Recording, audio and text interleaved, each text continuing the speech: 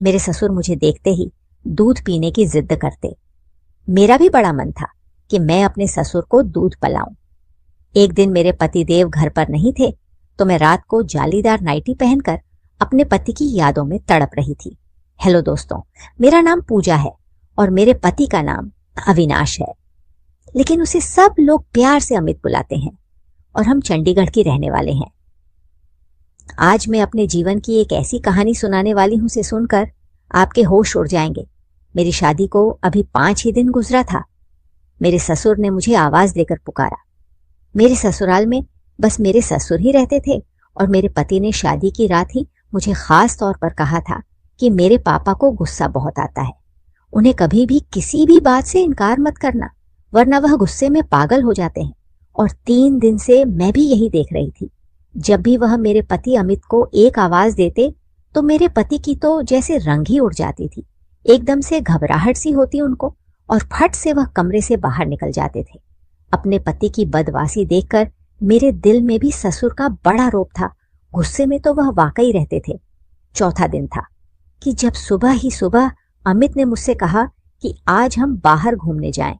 मैं भी बहुत खुश थी, लेकिन उस वक्त मेरे ससुर ने अमित को पुकारा था तो फौरन से कमरे से बाहर चले गए। बाहर से मुझे अपने ससुर के चीखने चिल्लाने की आवाज आ रही थी। कह रहे थे कि 3 दिन शादी के हंगामे में गुजर गए। तुम्हें एहसास भी है कि फैक्ट्री में तुम्हारे न होने की वजह से कितना नुकसान हो सकता है, और आज फिर तुम अब छुट्टी करके बैठ गए। अभी के अभी फुटरी पहुंच सारे के सारे वर्कर के सर पर खड़े हो ताकि वह ठीक से काम करे। तुम्हारी शादी मैंने इसलिए नहीं की कि तुम कमरे में ही घुसकर बैठे रहो, और अपनी पत्नी से भी कह दो कि किचन की जिम्मेदारी संभाल ले। यहां कोई और औरत तो है नहीं जो उसके नखरे उठाएगी। सुनकर मुझे गुस्सा तो बहुत आया था। अभी 3 दिन ही गुजरे थे हमारी शादी को, और इन 3 दिनों में मैं ही नाश्ता बनाकर दे रही थी जी। इस पर मेरे ससुर कई खामियां निकाल चुके थे, लेकिन अमित ने मुझे प्यार से मोहब्बत से यही समझाया था कि पापा की बात का बुरा मत मानना। 4 दिन तो मैं इसी सोच में उलझी रही कि ससुर का मिजाज आखिर ऐसा क्यों है, लेकिन आज जो शोर शराबा मेरे ससुर ने मचाया था, मैं तो बहुत घबरा के रह गई थी। अमित जब कमरे में दाखिल हुए तो उनका चेहरा बुझा हुआ था। कहने लगे कि माफी चाहता हूं, मुझे जाना पड़ेगा। मैंने कहा कोई बात नहीं, काम पहले है, बाहर हम फिर कभी चले जाएंगे। मैंने भी ऐतराज नहीं किया था। अमित तो अपनी फैक्ट्री पर चला गया था। मैं किचन में आकर बेदिली से बर्तन धोने लगी। शादी के चौथे दिन ही मैंने खाना भी बनाया और घर के सारे काम भी मुझे करने पड़े। मेरे ससुर ने नौकरानी को भी जवाब दे दिया था। कहते थे कि जब बहू घर में आ गई है तो सफाई भी वहीं करेगी। मैंने पूरे घर की सफाई कर ली थी और थक हार कर अब मैं अपने कमरे में आराम करने के लिए जाने लगी तो मेरे ससुर ने मुझे आवाज दी। वह अपने कमरे में बैठे थे। मैंने सर पर अच्छी तरह से दुपट्टा लिया, लेकिन दुपट्टा रेशमी था। इसलिए जब अपने ससुर के कमरे में गई मैंने पूछा, जी पापा जी, कुछ चाहिए था आपको? उन्होंने मुझे सर से पांव तक बड़े गौर से देखा, फिर बड़े अजीब अंदाज से अपने सूखे होठों पर जबान फेरी कहने लगे, दूध दूध पीना है। ये सुनकर मुझे सबसे पहले अपने दुपट्टे का ख्याल आया था, क्योंकि मेरे सीने से दुपट्टा सरक चुका था। मैंने फौरन अपना दुपट्टा सही किया और कमरे से बाहर आ गई। मुझे अपने ससुर की यह हरकत अजीब लगी थी। ससुर तो बाप की जगह होता है और बाप कभी भी बेटियों को सर से पांव तक इस तरीके से नहीं देखता। मैं फौरन ही किचन में आ गई। मेरा दिल जोर जोर से धड़क रहा था। मुझे बड़ा अजीब सा लग रहा था। मैंने फ्रिज खोली और दूध का गिलास भर के दुपट्टा अच्छी तरह से खुद पर लपेटकर अपने ससुर के कमरे में आ गई। साइड टेबल पर दूध का गिलास रख दिया। इससे पहले कि मैं कमरे से बाहर जाती, मुझसे ससुर कहने लगे कि थोड़ी देर मेरे पास बैठा करो, बात कर लिया करो। घर में अब तुम्हारे अलावा तो कोई होता नहीं है और मैं बड़े दिनों से अकेला था और अकेला ही बैठकर बोर हो जाता हूं। यह सुनकर मैं परेशान सी हो गई थी। मेरे ससुर के कमरे में सिर्फ एक बेड था, अलमारी थी, बैठने के लिए अलग से कोई कुर्सी नहीं थी, इसलिए मुझे मजबूरन ही बेड के किनारे पर ही बैठना पड़ा। वह मुझसे इधर उधर की बातें करने लगे। लेकिन जैसे ही उन्होंने दूध का गिलास पकड़कर मुंह में लगाया तो फौरन उसे पीछे हटा लिया। कहने लगे, इतना ठंडा दूध, यह मैं नहीं पी सकता, मुझे तो गर्म गर्म दूध पसंद है। ये कहते हुए फिर उनकी नजरें मेरे चेहरे से होते हुए मेरे पूरे बदन पर सफर करने लगी। उनकी नजरों में न जाने ऐसा क्या था कि मैं उलझन का शिकार होने लगी थी। मेरे हाथों में पसीने से उतरने लगे थे, चेहरे पर पसीने के साफ दिखाई देने लगे थे। कहने लगे, जाओ ना, इसे गर्म करके ला दो। मैंने दूध का गिलास पकड़ा और खड़ी हो गई। वैसे तो 3 दिन से मेरे ससुर बड़े ही गुस्से में बात कर रहे थे जब अमित घर में होता था, लेकिन आज तो उनका लहजा बड़ा ही धीमा था। लग ही नहीं रहा था कि यह मेरे वही ससुर है जो 3 दिन से अमित को चिल्ला चिल्ला कर बुला रहे थे और गुस्से से अमित से बातें कर रहे थे, डांट रहे थे। मैंने दूध को पतीली में डालकर जरा सा गर्म किया, फिर गिलास में डालकर अपने ससुर के पास ले गई। जैसे ही मैंने गिलास उनके आगे बढ़ाया, उन्होंने गिलास के साथ मेरा हाथ भी थाम लिया। मुझे तो जैसे पूरे बदन में करंट आ लगा था। मैंने फौरन घबराकर हाथ पीछे करना चाहा तो उन्होंने मेरा हाथ छोड़ दिया। मैं कमरे से बाहर जाने लगी तो कहने लगे कि अरे बाहर कहाँ जा रही है, यहां बैठना, मेरे पास मुझसे बातें किया करो। ये तन्हाई का सांप तो मुझे अब और भी ज्यादा डसने लगा है। यह कहकर ससुर ने ठंडी आह भरी। मुझे अब और भी ज्यादा अजीब सा लग रहा था। मुझे तो उनकी बातें सुनकर अजीब सा महसूस होने लगा था। फिर कहने लगे, तुमने शादी के अगले दिन जो काले रंग का फैंसी ड्रेस पहना था बड़ा जम रहा था, तुम पर आज शाम वही पहन लेना। यह सुनकर भी मुझे बुरा लगा था। यह फरमाइश तो अमित को मुझसे करनी चाहिए थी ना, कि मेरे ससुर को। अब तो मेरे सर ने रोज का तमाशा ही पकड़ लिया था। जब अमित ऑफिस जाता तो मेरे ससुर मुझे अपने कमरे में बुला लेता, मुझे अजीब नजरों से देखता, बार बार अपने सूखे होठों पर जबान फिरने लगता। फिर कहता, मुझे दूध पीना है, मुझे दूध गर्म करके दो। मैं दूध का गिलास देकर जाने लगती तो मेरा हाथ पकड़ लेता। कहता, मेरे पास बैठकर मुझसे बातें किया करो। मैं भला क्या बातें कर सकती थी। मैं काम के बहाने बनाकर निकलने लगती कि मुझे खाना बनाना है, बर्तन धोने हैं। असल में मुझे यह सब अच्छा नहीं लगता था। अब मेरा दिल बेचैन सा होने लगा था। सोच रही थी मुझे अमित से बात करनी चाहिए, लेकिन कैसे करती। वह तो अपने बाप के सामने एक शब्द नहीं बोलता था। बस सर झुकाई जी, पापा ही कहता रहता था। एक दिन मैं किचन का सारा काम कर रही थी कि मेरा ससुर अचानक से किचन में आ गया, मुझे पीछे से पकड़ लिया, झटके से टेबल से लगा दिया और पीछे से ही मेरी, और फिर जो कुछ मेरे साथ किया, मैं अपनी इज्जत बचाकर अपने कमरे में चली गई। अपने कमरे का दरवाजा भी बंद कर दिया, कुंडी लगा दी, बेड पर बैठ गई। बेचैनी मुझ पर बुरी तरह से सवार थी। मेरा पूरा वजूद कांप रहा था। मैं सोच भी नहीं सकती थी कि मेरा ससुर मेरे साथ ऐसा भी कोई हरकत कर सकता है। मेरी आंखों से आंसू बहने लगे थे। मैं सोच चुकी थी कि मैं अमित से बात करूंगी। मैंने पूरा दिन कोई काम नहीं किया था। अपने आप को कमरे में बंद कर चुकी थी। कई बार मेरा ससुर मेरे कमरे का दरवाजा खटखटा चुका था कि उसे भूख लगी है, मैं उसे खाना दूं, लेकिन मैंने उसे कुछ नहीं दिया। मेरी जगह कोई भी होता तो यही सब कुछ करती जो कि मैंने किया था। रात को मेरा दरवाजा जोर से खटखटाया गया था। अमित थे, कहने लगे, रवीना दरवाजा खोलो, ये क्या बदतमीजी है, क्यों तुम सुबह से दरवाजा बंद किए कमरे में बैठी हो। अमित की आवाज सुनकर ही मैंने दरवाजा खोला था। जैसे ही मैंने दरवाजा खोला तो दोनों बाप बेटे मुझे गुस्से से देख रहे थे। कहने लगे, तुम्हें जरा भी एहसास और शर्म नहीं है। मेरा बाप सुबह से भूखा बैठा हुआ है और तुमने इन्हें रोटी तक नहीं दी। इन्हें शुगर की बीमारी है। अगर उनकी तबीयत खराब हो जाती तो इसकी जिम्मेदार कौन होता। मैंने कहा कि मैं उनकी जिम्मेदारी नहीं संभाल सकती। बेहतर है कि आप कोई और इंतजाम कर लीजिए। मेरा यह कहना था कि अमित गुस्से से भरा उठा। कहने लगा, यह क्या बदतमीजी है। पीछे से मेरे ससुर कहने लगे, देख रहे हो, तुम अभी 7 दिन नहीं हुए हैं और इसने अपने रंग भी दिखाने शुरू कर दिए हैं।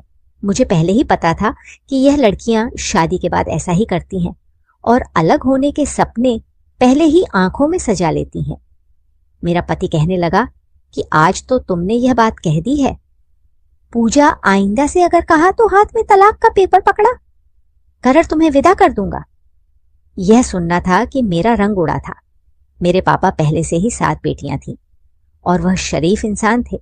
बड़ी मुश्किल से ही दहेज इकट्ठा करके एक एक बेटी की शादी कर रहे थे।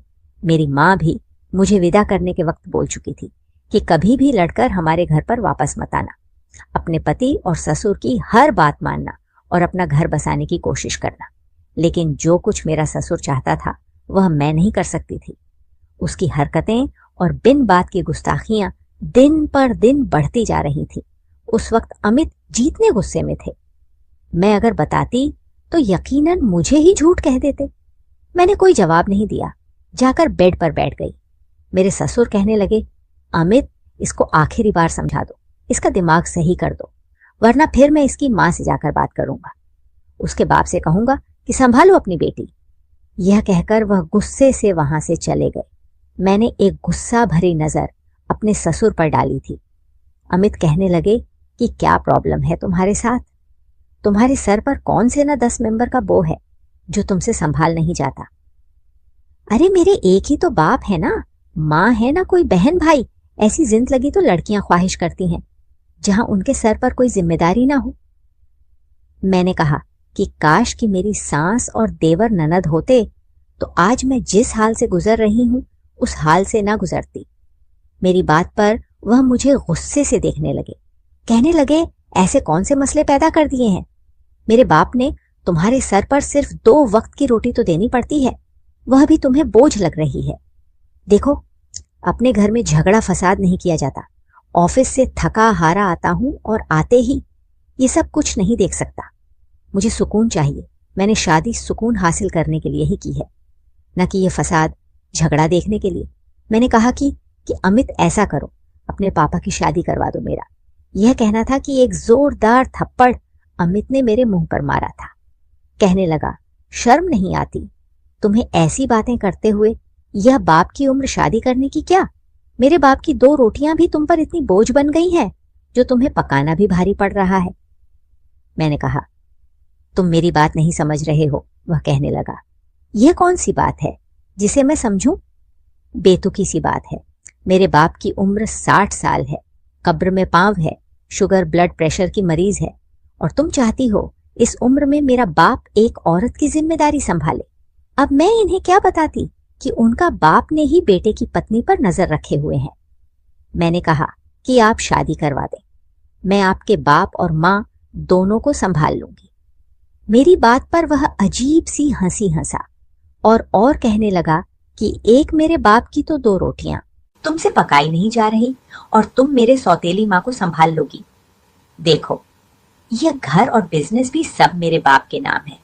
अगर कोई उनकी पत्नी की हैसियत से आ गई तो सब कुछ अपने कब्जे में ले लेगी, मुझे और तुम्हें धक्के मारकर निकाल देगी। इस घर से पापा के गुस्से से तुम अच्छी तरह से वाकिफ हो। जब गुस्से में आते हैं तो किसी का लिहाज नहीं करते। मैं भी चुपचाप पापा की सुनता हूं। अब दोबारा से पापा की शादी का नाम मत लेना। यह कहकर वह कमरे से बाहर निकल गए। अब मैं सोच में पड़ गई थी कि मुझे क्या करना चाहिए। मैं अपने ससुर की इस तरह की हरकतें बर्दाश्त नहीं कर सकती थी और माया के जाने का मतलब था कि मैं अपना घर बर्बाद कर बैठती। हम लड़कियां भी कितनी मजबूर होती हैं। अपना घर बसाने के लिए क्या कुछ हमें बर्दाश्त करना पड़ता है। अब मैं तलाक ले लेती तो दोबारा मेरी शादी का सवाल ही पैदा नहीं होता था। अगर मैं तलाकशुदा हो जाती तो मेरी छोटी बहनों के भी रिश्ते आने बंद हो जाते। मैं तड़प तड़प कर आंसू बहा रही थी। दुपट्टे से आंसू साफ करने लगी कि फौरन से अमित की आवाज आ गई। कहने लगा, पूजा बाहर आओ, जल्दी से नाश्ता पराठा बनाकर दो, पापा को बाजार का खाना हजम नहीं होता। मैंने बाहर जाकर नाश्ता बनाया और कमरे में आ गई। मैंने उस दिन खाना भी नहीं खाया था, लेकिन अमित ने एक बार भी मुझे यह नहीं कहा, तुम भी पूरे दिन से भूखी हो, खाना खा लो। मर्द कभी औरत की परवाह नहीं करता, बस उसे अपने कामों से मतलब होता है। अमित का शुमार भी ऐसे ही मर्दों में होता था। मैंने उसके बाद अपने होंठ बंद कर लिए थे। अमित जब ऑफिस चले गए तो मेरा ससुर मुझे आवाज देने लगा। मैं बड़ी मजबूरी में उनके कमरे तक गई थी। मुझे देखकर वह अजीब सी हंसी हंसने लगा। तुम क्या समझती थी तुम्हारे हुस्न का जादू मेरे बेटे के सर पर चढ़ गया होगा और तुम्हारे लिए वह मुझे छोड़ देगा, मुझसे अलग होकर तुम्हें एक अलग घर ले देगा। अपनी सोच को बदल लो। मैंने उसके पर अच्छी तरह से काट रखे हैं। वह चाह कर भी कहीं जा नहीं सकता और ना ही तुम जा सकती हो। इसीलिए मैंने किसी अमीर घर आने की लड़की से अपने बेटे की शादी नहीं की। कहीं वह मेरे बेटे को उड़ाकर ही ना ले जाए, इसलिए तुम्हें लेकर आया था। क्योंकि मैं जानता था कि तुम्हारे बाप के हालात ऐसे नहीं है कि वह तुम्हारा घर बसाने के बाद दोबारा से तुम्हें अपने घर बैठा सके या अलग से कोई घर दिला सके। अब अगर तुम चाहती हो कि तुम्हारी जिंदगी आसान हो तो तुम वही करोगी जो मैं तुम्हें कहूंगा। मैं बेहद परेशान होकर रह गई थी। कहने लगा, जाओ जाकर मेरे लिए गर्म दूध लेकर आओ। यह शब्द मेरे अंदर आग लगा देता था। मेरा जी चाहता था कि मैं अपने आप को खत्म कर लूं। ऐसी गंदी और बेइज्जत भरी जिंदगी मुझसे बर्दाश्त नहीं हो रही थी। मैं अब यही करती थी कि खाना अपने ससुर के कमरे में पहुंचाकर फौरन बाहर आ जाती थी। ना उसके पास बैठती थी, ना बात करती थी। ज्यादातर वक्त अपने कमरे में गुजारने लगी थी। एक दिन तो हद ही हो गई। मेरे ससुर ने अमित का भी लिहाज नहीं किया। रात को खाना खा रहे थे। मैंने अपने ससुर की फरमाइश पर बिरयानी बनाई थी। बिरयानी बनी भी बहुत अच्छी थी। खाना खाते हुए कहने लगे, आज तो बहू ने मेरा दिल खुश कर दिया, बहुत मजे का खाना बनाया है। अमित यह सुनकर मुस्कुराने लगा, मुझे गर्भ भरी निगाहों से देखने लगा, लेकिन मुझे जरा भी खुशी नहीं हुई थी। फिर जेब से मेरे ससुर ने 2000 निकाला और मेरे तरफ बढ़ाया। कहने लगा, यह लो, तुम्हारा इनाम है, इसे रख लो। लेकिन मैंने इनकार कर दिया। मैंने कहा, मैं अपना फर्ज निभा रही हूं, मुझे यह नहीं चाहिए। मेरे इनकार करना था कि अमित मुझे घूरने लगा। कहने लगा, पापा अपनी खुशी से दे रहे हैं, इनकार नहीं करते, रख लो ना। चाहते हुए भी मैंने 2000 पकड़ लिया। मैं बर्तन उठाने लगी। जैसे ही खड़ी हुई तो मेरा ससुर भी खड़ा हो गया। मेरी तरफ बढ़कर मुझे अपने गले लगा लिया और मेरे माथे पर चुन लिया। मैं तो यूं थी कि जैसे पत्थर की मूर्ति बन गई थी। कहने लगा, मैं तुम्हारे बदले हुए रूप पर बहुत खुश हूं। ऐसे ही रहोगी तो बहुत जल्द मेरे दिल में जगह बना लूंगी। यह कहकर वह अपने कमरे में चले गए। मैं अमित को देख रही थी, जिसके चेहरे पर कोई भी असर नहीं था।